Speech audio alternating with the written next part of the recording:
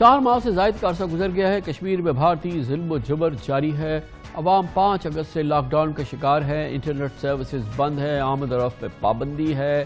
ایک قید ہے جو کہ کشمیری عوام پہ مسلط ہے۔ تقریباً 90 لاکھ کشمیریوں کی زندگی اس وقت تباہ برباد ہوئی ہے۔ اسی مگر یہ صورتحال بین الاقوامی انسانی حقوق کی جو دھجیاں بکھیری جا رہی ہیں، دنیا اس پہ خاموش نہیں ہے۔ خاص طور پہ انٹرنیشنل میڈیا قطعی خاموش نہیں ہے، اور وہ روزانہ کچھ نہ کچھ ایک بڑی سے بڑی خبر، بڑی سے بڑی تحقیق، بڑی سے بڑی رپورٹ جو ہے وہ اپنے ناظرین اور اپنے پڑھنے والوں کے لیے لاتے ہیں۔ خاص طور پہ امریکی میڈیا ہر روز کوئی نہ کوئی رونگٹے کھڑے کر دینے والی کہانی اپنے عوام کے سامنے، اپنے شائقین کے لیے، اپنے ناظرین کے لیے اور اپنے پڑھنے والوں کے لیے پیش کرتا ہے۔ تقریباً ہر بڑا چینل، ہر بڑا جریدہ بھارتی مظالم کی تصویر کشی کر رہا ہے، اور امریکہ کے کیا دنیا کے بڑے اخباروں میں سے ایک نیو یارک ٹائمز ہو یا CNN ہو یا بہت ہی معروف اور مستند جریدہ نیو یارکر ہو، حالیہ دنوں میں کشمیر کے معاملے میں اس میڈیا نے تاریخی کوریج کی ہے۔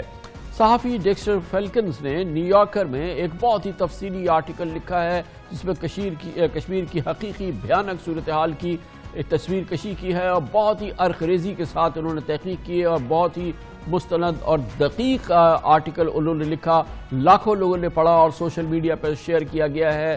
بھارت کی جو تصویر کشی اس معاملے میں ہوئی ہے وہ یقیناً اس کے لیے انتہائی بدنامی کا باعث بنی۔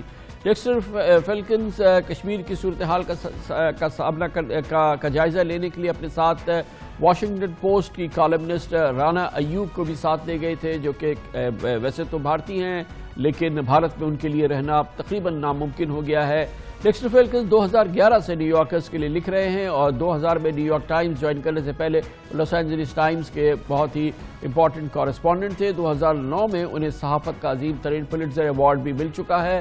رانا ایوب واشنگٹن پوسٹ کے لیے لکھتی ہیں اور پچھلے 14 سال سے BJP اور نریندر مودی کی اصلیت کو دنیا کے سامنے کر رہی ہیں، اور بھارت میں کہ تہلکہ میگزین کے لیے دھماکے دار انویسٹیگیٹو سٹوریز انہوں نے دی ہیں، جبکہ بھارت میں ہونے والے گجرات رائٹس پر ان کی تحقیق پر مبنی کتاب گجرات فائلز کو دنیا بھر میں سراہا گیا ہے۔ ان دونوں صحافیوں نے CNN کی سینئر رینک پرسن کرسٹین امانپور کے پروگرام میں شرکت کی، اور کشمیر کی صورتحال پر انہوں نے بہت امپورٹنٹ سوال جواب دکھائے، اور کشمیر کی صورتحال کی عکاسی کی CNN کے اس بہت مقبول ترین پروگرام کرسٹین امانپور میں۔ Foreigners weren't being admitted to Kashmir. I mean, it's completely locked down. And it's part of this kind of larger story, not just about Kashmir, but about what the Hindu nationalist government is doing to Muslims in India. And when we got in there, it was pretty shocking. I mean, it was pretty much what your viewers just saw. Total lockdown. Everybody, the Kashmiris cut off from the rest of the world, and Kashmiris cut off from each other, and very, very depressing. Soldiers everywhere. We met families whose 12-year-olds and 13-year-olds have been detained, and thousands have been detained in jails across Kashmir and across the country because the jails in Kashmir are overflowing. As somebody who has been reporting on Narendra Modi for the last 14 odd years, and somebody who has witnessed his majoritarian pro-Hindu politics, I knew that this was another exercise in basically establishing his Hindu national supremacy.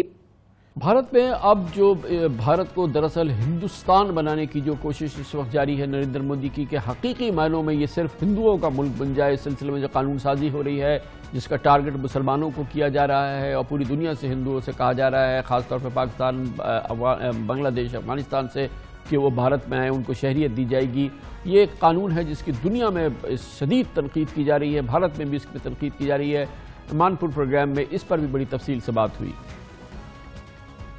What's happened under Modi, and this is the really significant thing, is that entire paradigm, the whole foundation of the Indian state, has been thrown away and is being thrown away, and it's being replaced by essentially as you say, a Hindu majoritarian view where the minorities are basically second-class citizens. And I just want to say, Rana mentioned the lynchings, and it's extraordinary. I mean, I went to villages in India where Muslim people are being lynched. It is like really, it's like the Reconstruction era in the American South, like to be a black man then is to be a Muslim man now, and it is terrifying. I have never seen anything like it, and I never thought I would see that in India, the largest democracy in the world. Since 2014, since Mr. Modi has assumed power, almost on an everyday basis, you see the humiliation of the Indian Muslim who has been othered in various forms. Today, as we talk, the Prime Minister of the country has brought in the most unconstitutional bill in the Indian Parliament, which is the Citizenship Amendment Bill, which grants citizenship to all persecuted minorities in the neighboring countries except Muslims. Nothing more constitutional has ever taken place in the sanctum sanctorum of the Indian Parliament. This is the first time India is witnessing this dark era wherein Muslims are humiliated every day. They are lynched, when they step out to protest. There is an atmosphere of fear in the country. It's like a nightmare to be a Muslim in India right now.